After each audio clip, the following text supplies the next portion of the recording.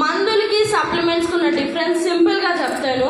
మందులు ఏం చేస్తాయంటే సిమ్టమ్స్ని తగ్గిస్తాయి, ప్రాబ్లమ్ని కాదు. మీకు ఏవైతే ఇప్పుడు ఆ ప్రాబ్లం వల్ల పెయిన్ వస్తుంది, పెయిన్ కిల్లర్ వేసుకుంటారు, ఆ పెయిన్ని మాత్రమే తగ్గిస్తుంది, సిమ్టమ్ని మాత్రమే తగ్గిస్తుంది ఇన్స్టెంట్గా.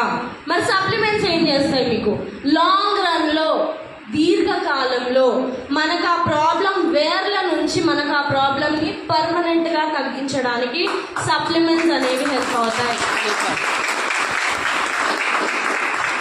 సో ఇక్కడ మనకి ఒక సైంటిస్ట్, క్యాన్సర్ని డిస్కవరీ చేసిన సైంటిస్ట్, ఈయన నోబెల్ ప్రైజ్ విన్నర్, ఈయన డాక్టర్ ఆటో వార్బర్. ఈయన మనకి ఏం చెప్తున్నారంటే, no disease including cancer can exist in an alkaline environment.